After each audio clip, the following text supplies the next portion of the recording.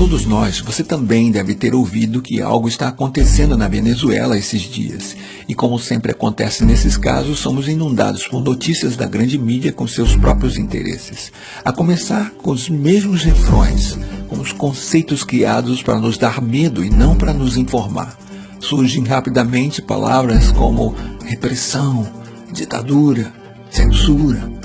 Mas, como já estamos acostumados, os interesses de oligarquias, dos banqueiros, do Império Norte-Americano estão por trás dessas notícias. Vamos tentar fazer uma leitura mais profunda e entender o que realmente está acontecendo na Venezuela. É muito importante dar uma olhada na geopolítica. A primeira coisa que temos para saber é que a Venezuela tem as maiores reservas de petróleo conhecidas no mundo. Mas vamos entender melhor o que está acontecendo na Venezuela se dermos uma olhada para o seu vizinho do norte, para os Estados Unidos. A sociedade americana é uma das maiores consumidoras dos derivados de petróleo do mundo. Primeiramente, no que diz respeito à gasolina, eles têm a mais alta taxa de carros por habitante do planeta. E obviamente existem outros derivados, como plástico, roupas, cosméticos. Para sustentar essa sociedade dependente de petróleo, os Estados Unidos têm que importar 60 dos 100 barris que consomem. Vamos tentar dar uma olhada um pouco mais ampliada de onde vem o petróleo que é consumido nos Estados Unidos. Nesse sentido, o Oriente Médio é uma área-chave. Os Estados Unidos importam uma parte significativa do seu petróleo da Arábia Saudita, Catar, dos Emirados Árabes Unidos. E com esses aliados lançou-se uma estratégia para dominar politicamente a região.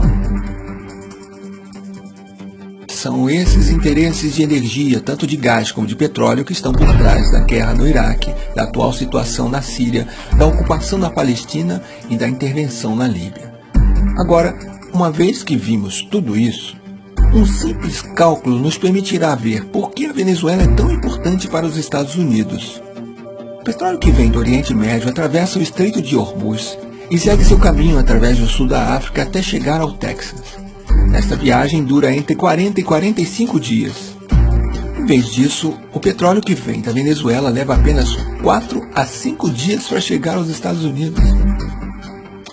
Ao comparar o custo que significa importar petróleo do Oriente Médio e não da Venezuela, podemos entender muito claramente quais são os interesses norte-americanos nesta questão. Agora, é muito importante que entendamos como esses interesses determinaram a história da Venezuela. Por mais de 40 anos, isso foi determinado pelo que foi chamado Pacto de Ponto Fixo.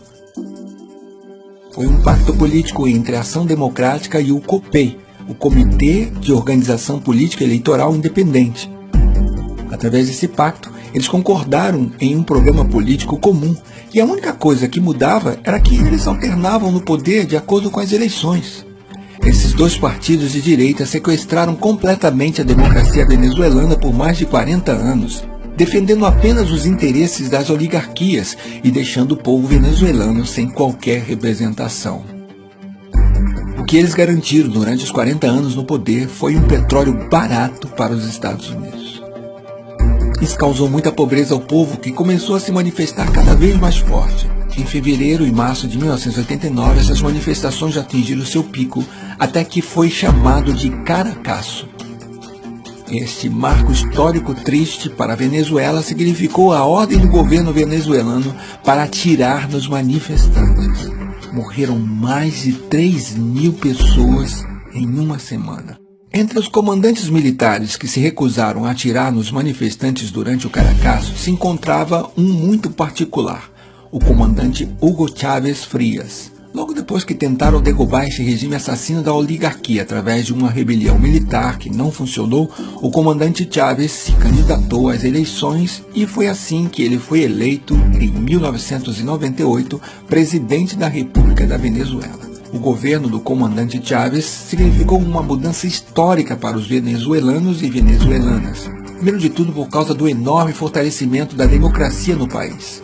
começou reformulando de forma democrática todas as instituições do Estado através de uma Assembleia Constituinte. Nos 15 anos que levaram a Revolução Bolivariana, foi dada a cifra incrível de 19 eleições, das quais 18 foram vencidas pelo processo revolucionário. Esse processo de democracia representativa permanente também foi completado por um fortalecimento da democracia participativa na Venezuela. Os avanços resultantes das políticas sociais também têm sido muito importantes. A pobreza passou de 54,2% em 95 para 23,9% em 2012. A mortalidade infantil diminuiu em 50%. A saúde e a seguridade social somam atualmente 21% do orçamento do Estado venezuelano. As matrículas universitárias foi de 800 mil para 2.600.000 atualmente. E a Venezuela conta com 75 universidades públicas.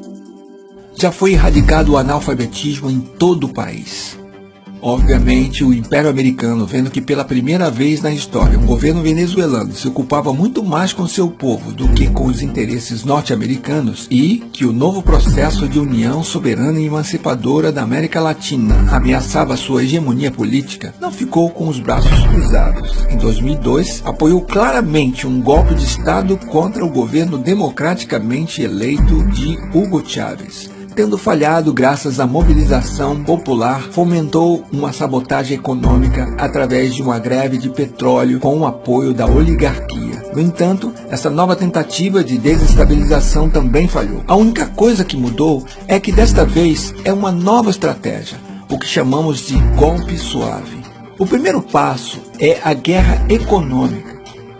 Por mais que se tenha feito muitas mudanças na economia venezuelana, o país ainda depende muito das importações para satisfazer as suas necessidades básicas. E a mesma oligarquia que historicamente criou essa situação está tentando se aproveitar agora dela.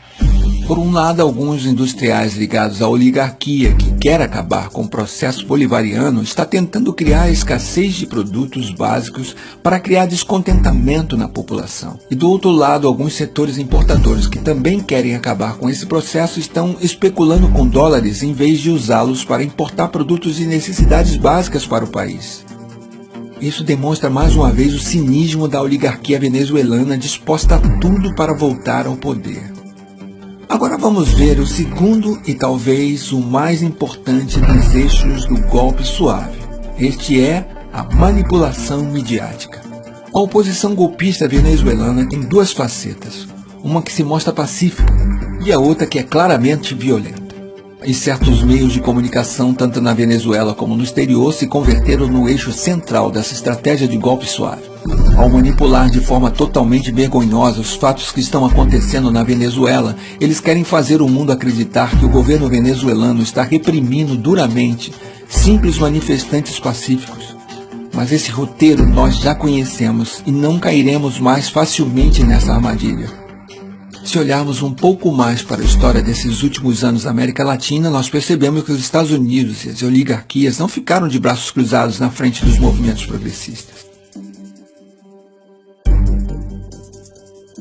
Primeiro foi a tentativa fracassada de golpe na Venezuela em 2002. Infelizmente, em 2010, o golpe de Estado em Honduras se concretizou. Então foi a vez do Equador, onde felizmente a tentativa de golpe de Estado em 2010 falhou. Mas isso não terminou e o governo paraguaio de Lugo não teve tanta sorte. E em 2012, ele estava derrubado por um golpe de Estado parlamentar. Em 2012 e recentemente em 2014, também foram denunciadas tentativas de golpe de Estado na Bolívia. Em 2016, infelizmente, o Brasil foi vítima desse golpe parlamentar. Desta vez, na Venezuela, a história está tentando se repetir, mas o povo de lá não vai permitir. O povo latino-americano tem aprendido muito com o passado, por isso não vai mais deixar o Império Norte-Americano e as oligarquias locais conseguirem tirar o processo de mudança em que se encontram.